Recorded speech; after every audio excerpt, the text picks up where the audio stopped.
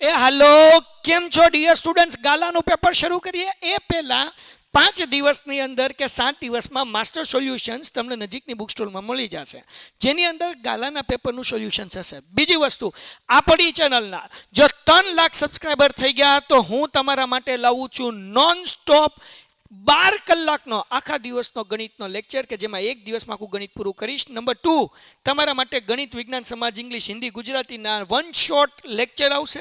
સંકટ સમયની સાંકળ વિભાગ, એમાં બહુ પ્રોબ્લેમ પડે છે ને, એના માટે અમે સ્પેશિયલ બેચ લઈને આવીએ છીએ, સંકટ સમયની સાંકળ. અને બીજું આગાહી, એની અંદર અમે આઈએમપી આપશું સેક્શન BCDના, જે તમને મળી જશે એક્ઝામના 1 મહિના અગાઉથી. તો હમણાં ચેનલ સબસ્ક્રાઈબ કરો અને જેટલો ઝડપથી આખા ગણિતનો લાઈવ લેક્ચરનો વિડીયો જોતો હોય નોન સ્ટોપ 12 કલાકનો, આટલા ઝડપથી 3 લાખ સબસ્ક્રાઈબર સુધી પહોંચાડી દો. ટાટા.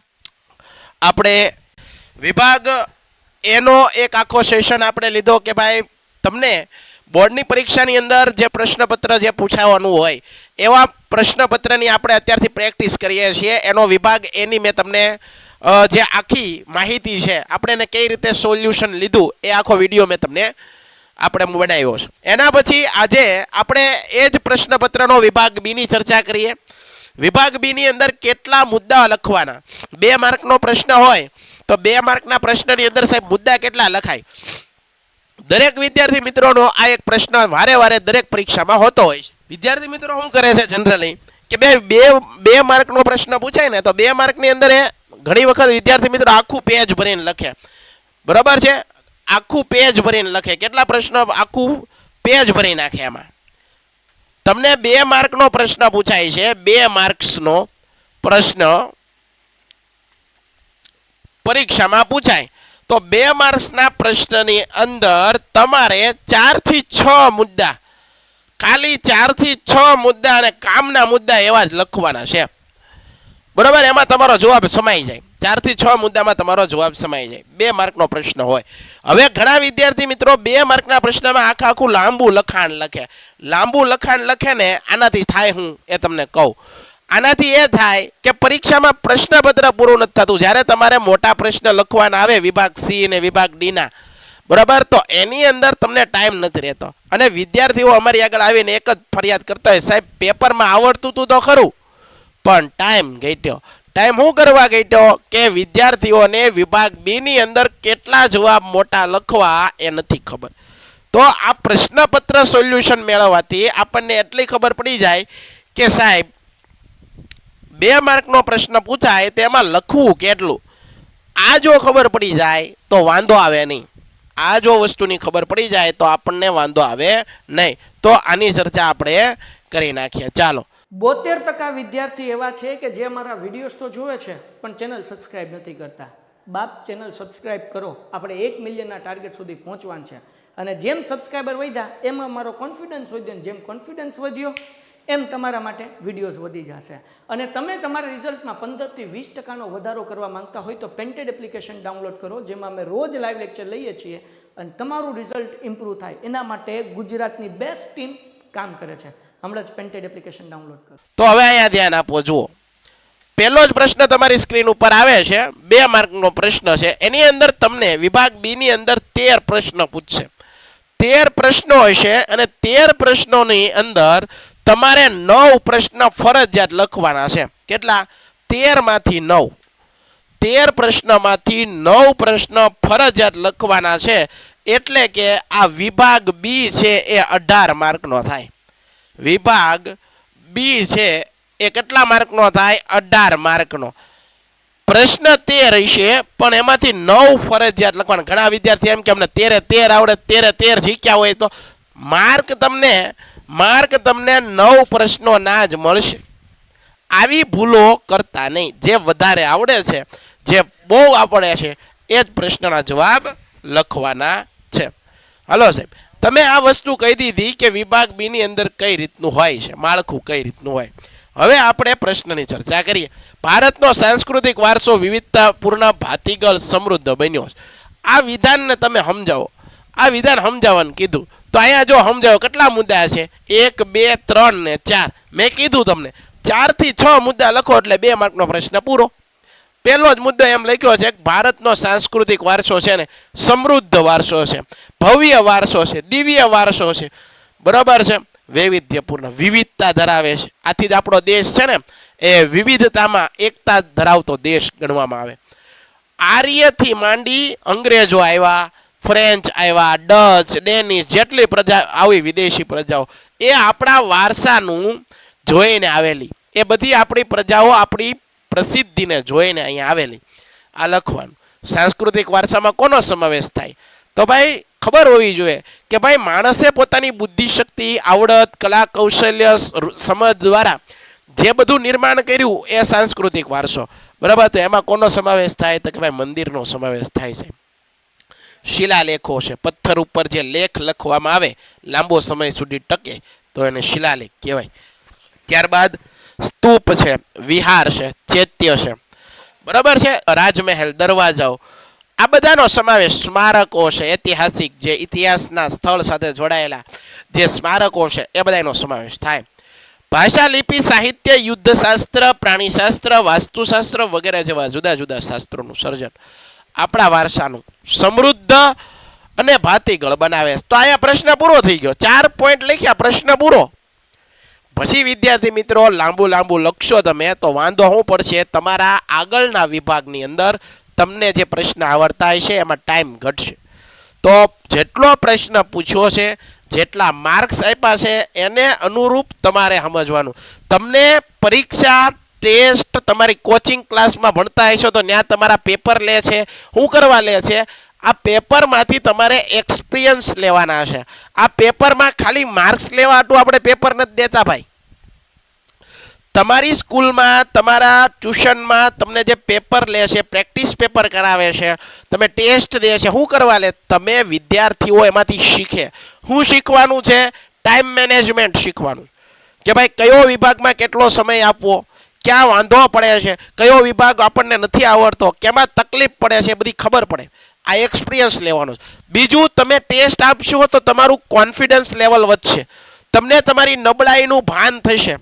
તમને ખબર પડશે કે આપણે ક્યાં પાછા છીએ, બરોબર. ન્યાન્ય ખબર પડી જાય. વાર્ષિક પરીક્ષાની વાત નહીં જોવી પડે. ટેસ્ટ દેવાના ઘણા ફાયદા છે જો વિદ્યાર્થીઓ સમજે ને. તો ઘણા વિદ્યાર્થીઓ શું કરે છે ખબર છે? ટેસ્ટ હોય કે પેપર હોય તો આવા હોય ને, જ્યારે સ્કૂલમાં નાની મોટી ટેસ્ટ હોય તો એમાં ગેરહાજર હોય, ટાળે છે. ટાળવાથી બેટા એનું પરિણામ વાર્ષિક પરીક્ષામાં ભોગવવું પડશે. તમને ખબર જ નહીં પડે કે તમારામાં ખામી કઈ છે. ડન છે? તો આવું ન કરતા, તમે આવું કરતા નહીં. ચાલો છે બીજો પ્રશ્ન. મોંગોલોઇડ પ્રજા વિશે માહિતી આપો. મોંગોલોઇડ પ્રજા વિશે માહિતી. સાહેબ આ 2 માર્કના પ્રશ્નમાં હજી એક પ્રશ્ન ઉમેરી દઉં. એક દ્રવિડ છે, એક ઓસ્ટ્રેલોઇડ છે. આ 3 પ્રજાઓ કરી જ નાખવાની. હા, આર્ય અને દ્રવિડ પ્રજાઓમાંથી પ્રશ્ન પૂછાય છે. બરોબર છે.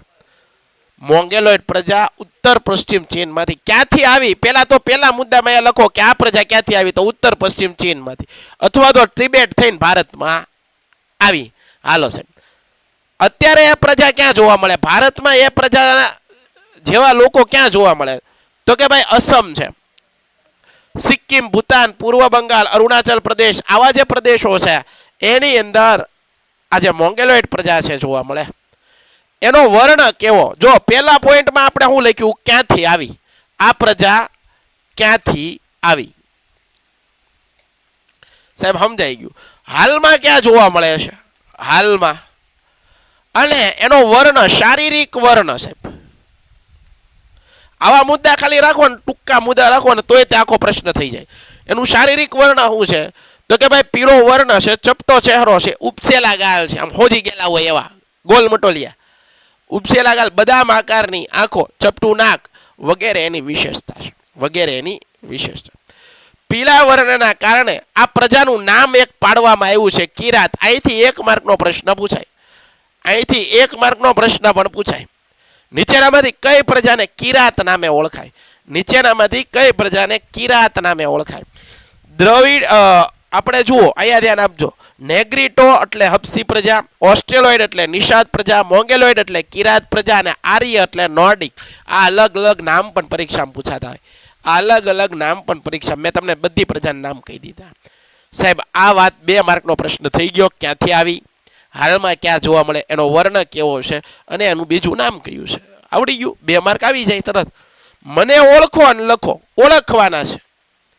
વૈષ્ણવ સંપ્રદાયની શૃંગાર ભક્તિ સાથે ઉત્તર ભારતમાં વિકાસ પામેલું નૃત્ય, અને ઓળખવાનું આ નૃત્ય કયું ભાઈ કે જે વૈષ્ણવ સંપ્રદાયની શૃંગાર ભક્તિ સાથે ઉત્તર ભારતમાં વિકાસ પામેલું છે એવું નૃત્ય કયું, તો એ નૃત્યનું નામ છે કથક. બસ આટલું લખવાનું છે, આટલું લખવાનું છે. આ 1 માર્ક અહીંયા આપે. 2 માર્કનો પ્રશ્ન હોય 1. હું સંગીતને લગતો વેદ છું, અથવા તો એમ કે હું સંગીતની ગંગોત્રી છું, સંગીતનો વેદ છું, તો એમાં ડાયરેક્ટ જવાબ જ લખવાનો સામવેદ. લ્યો વાત જ પૂરી થઈ ગઈ ભાઈ, વાત પૂરી થઈ ગઈ. આવી રીતે જો દરેક વિદ્યાર્થી મિત્રો જો પ્રશ્નને એટેન્ડ કરે તો એનો પ્રશ્નપત્ર ટાઈમ ટુ ટાઈમ પૂરો પણ થશે, આવડશે પણ ખરા, અને જે આપણે પરફોર્મ કરવું છું એ થઈ શકશે. બરાબર છે. તો ખોટું ઉતાવળ નહીં કરવાની, બરાબર. પ્રશ્નપત્રમાં ઉતાવળ નહીં કરવાની, પણ બુદ્ધિ ક્ષમતા વાપરવાની. એના માટે બેસ્ટ ટ્રીક એ જ છે. તમને ખબર ક્યારે પડશે, હું તમને સીધી ને સાદી વાત કરું, તમને ખબર ક્યારે પડશે કે ભાઈ પેપર કઈ રીતે લખાય, તમે પ્રેક્ટિસ કરશો ને તો. પ્રશ્નપત્રની પ્રેક્ટિસ કરશો તો જ ખબર પડે, બરાબર છે. દાખલા તરીકે મારે ક્રિકેટર બનવું છે, મારે ક્રિકેટ રમવું, મને ખબર પડે કઈ રીતે કેવા બોલને કઈ જગ્યાએ મરાય, સમજાય છે ને. તો પછી આગળ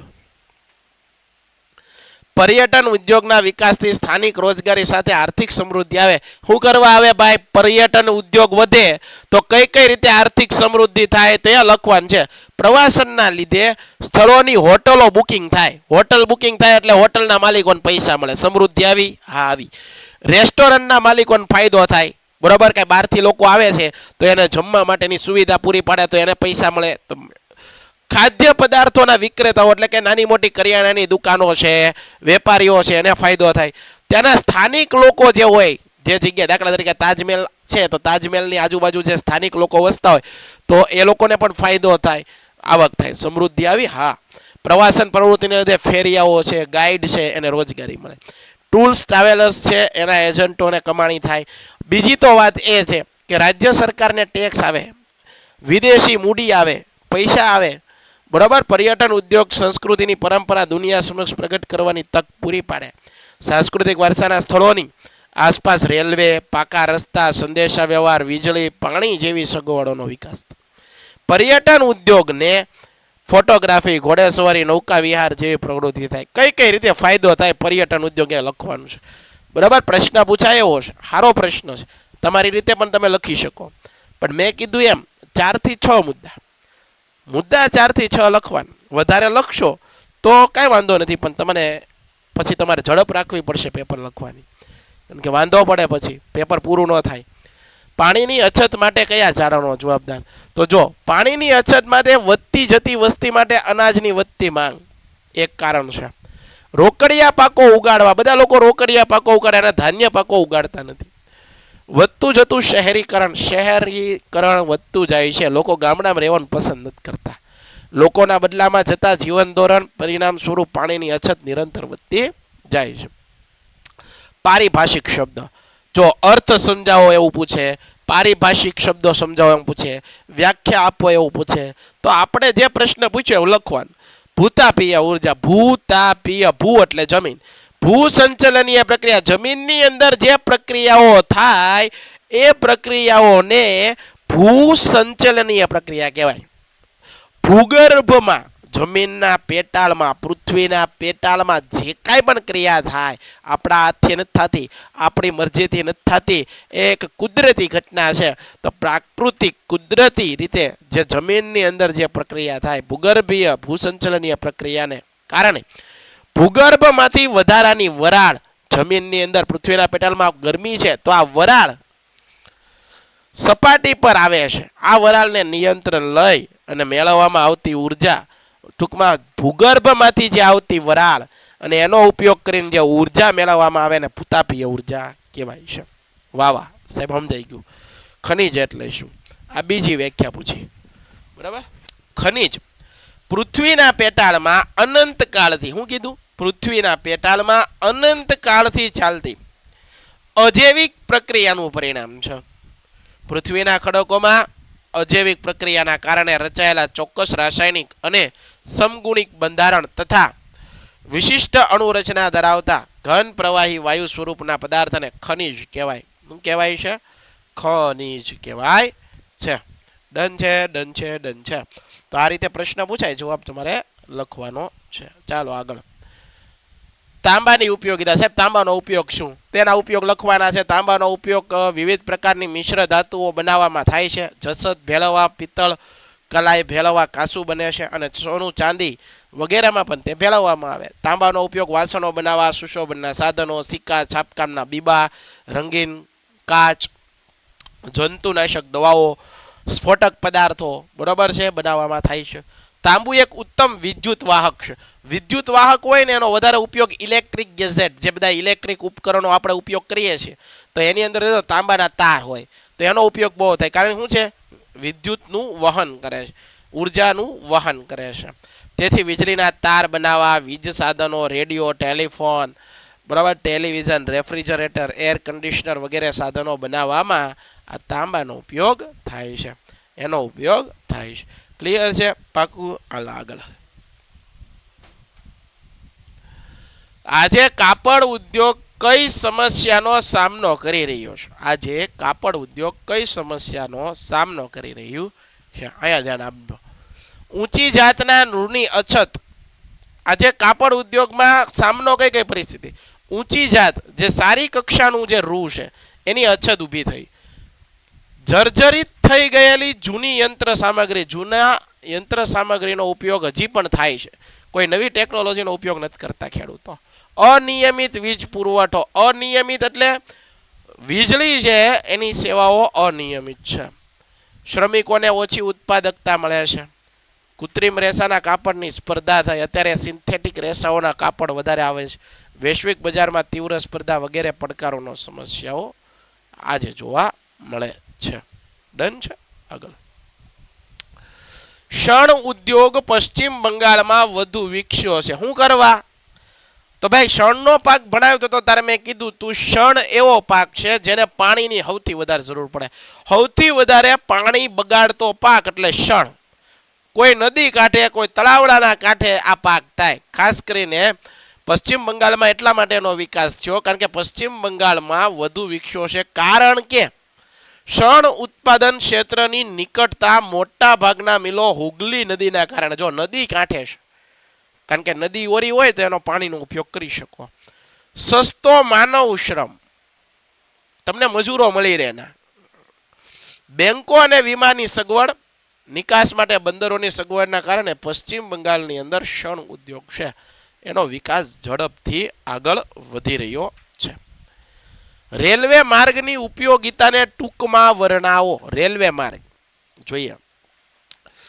રેલવે મુસાફરો તથા માલ સામાનની હેરફેર માટે.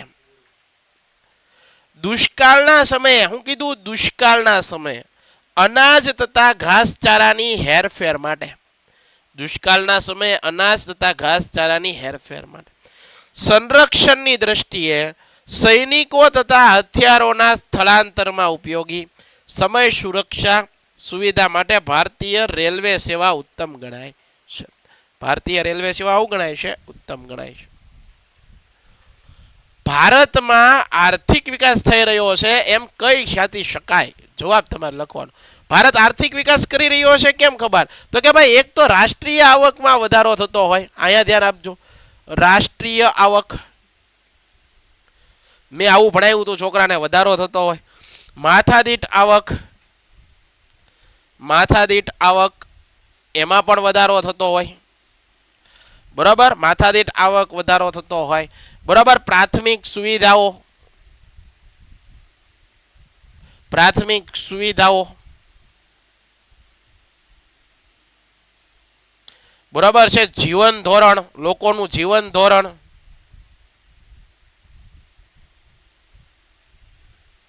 સુધરતું હોય.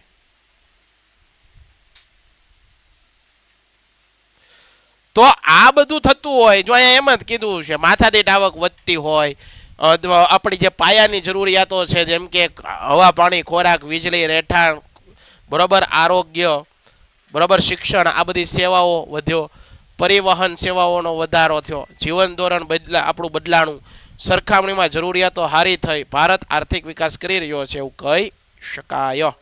ડન. આગળ. 72% વિદ્યાર્થી એવા છે કે જે મારા વિડીયોઝ તો જોવે છે પણ ચેનલ સબસ્ક્રાઇબ નથી કરતા. બાપ ચેનલ સબસ્ક્રાઇબ કરો, આપણે 1 મિલિયનના ટાર્ગેટ સુધી પહોંચવાનું છે. અને જેમ સબસ્ક્રાઈબર વધ્યા એમ મારો કોન્ફિડન્સ વધ્યો, જેમ કોન્ફિડન્સ વધ્યો એમ તમારા માટે વિડીયોઝ વધી જશે. અને તમે તમારા રિઝલ્ટમાં 15 થી 20% વધારો કરવા માંગતા હોય તો પેન્ટેડ એપ્લિકેશન ડાઉનલોડ કરો, જેમાં અમે રોજ લાઈવ લેક્ચર લઈએ છીએ અને તમારું રિઝલ્ટ ઇમ્પ્રૂવ થાય એના માટે ગુજરાતની બેસ્ટ ટીમ કામ કરે છે.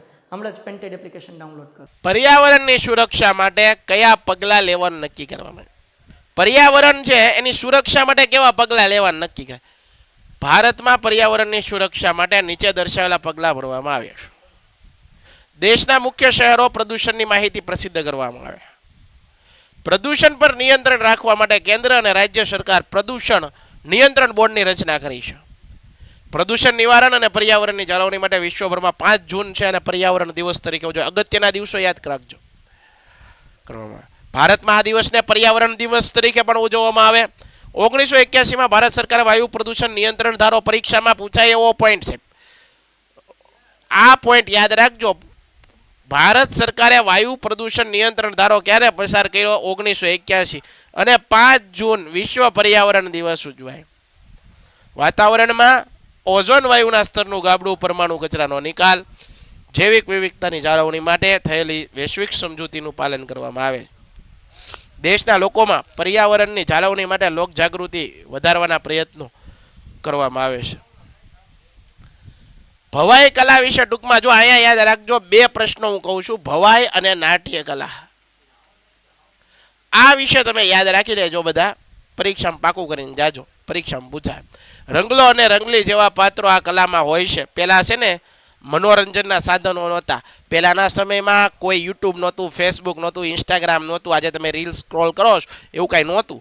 તો લોકો થાકતા, કામ કરીને લોકો થાકે, માનસિક રીતે પણ થાકે, શારીરિક રીતે પણ થાકે. તો મનોરંજન તો જરૂરી છે જીવનમાં. તો એ લોકો કઈ રીતે મનોરંજન મેળવતા? તો નાટક દ્વારા, આવા ભવાઈ દ્વારા, બરોબર. આ જે પણ ઉજવાય છે ગામડામાં ભજવાય છે, હમણાં જ નવરાત્રી ગઈ, તો આ કલાને ભવાઈ કહેવાય. ભવાઈની કલા 700 વર્ષ જૂની છે. ભવાઈની કલા 700 વર્ષ જૂની અને 850 વર્ષ જૂની પટોળા બનાવવાની.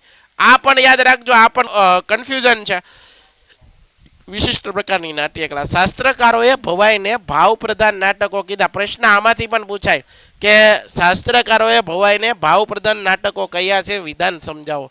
ભવાઈની શરૂઆત અસહ્યત ઠાકરે કરી. ભવાઈના પિતા તરીકે ઓળખવામાં આવે. ભવાઈના પિતા તરીકે ઓળખવામાં આવે છે. કોને સાહેબ? તો અસહ્યત ઠાકરને. ખૂબ ઓછા ખર્ચે લોક શિક્ષણ મળે, બરોબર છે. એમાંથી આપણને ઘણું બધું શીખવા પણ મળે. પહેલા નાટકો જ હતા. મનોરંજન કરતી આ નાટ્ય કલાઓ સોલંકી યુગ દરમિયાન પ્રોત્સાહન. કયા યુગ દરમિયાન? સોલંકી યુગ. ભવાઈ ભજવનાર ભવાઈઓને ભૂંગળી વગાડી માતાજીની સ્તુતિ કરવાની હોય. શરૂઆત ક્યાંથી થાય? માતાજીથી. આપણે કેમ અત્યારે કોઈ શુભ કાર્ય કરવું હોય તો ગણેશ ભગવાનની સ્તુતિ કરીએ. ભગવાન ગણવા ગણેશને નિર્વિઘ્ન કામ આપણું પૂરું પાડે એ માટે આપણે યાદ કરીએ છીએ, પછી કામ કરીએ. ભવાઈના વિષય વસ્તુમાં સામાજિક કુરિવાજોનો પ્રતિકાર પણ સમાવેશ થાય છે. ગુજરાતમાં કન્યા કેળવણી અને બેટી બચાવો જેવા કાર્યક્રમ માટે રંગલા રંગલીના પાત્રો સાથે ભવાઈના નાટ્ય પ્રયોગો કરવામાં આવે છે. તો મારા વિદ્યાર્થી મિત્રો, આ વાત કરી આપણે વિભાગ 2. વિભાગ બી ના પ્રશ્નોનું સોલ્યુશન મેળવ્યું, વિભાગ એ ના પ્રશ્નનું સોલ્યુશન મેળવ્યું. હવે આપણે આના પછીના જે લેક્ચરની અંદર વિભાગ સી પ્રશ્નપત્ર એક જ છે એનો વિભાગ એ જોયો, બી જોયો અને હવે વિભાગ સી જોઈશું. ડન છે? તો ફરી પાછા બીજા લેક્ચરમાં મળીએ છીએ. ત્યાં સુધી જય હિન્દ, જય ભારત, ધન્યવાદ. ભારત માતા કી જય. Painted Painless Learning.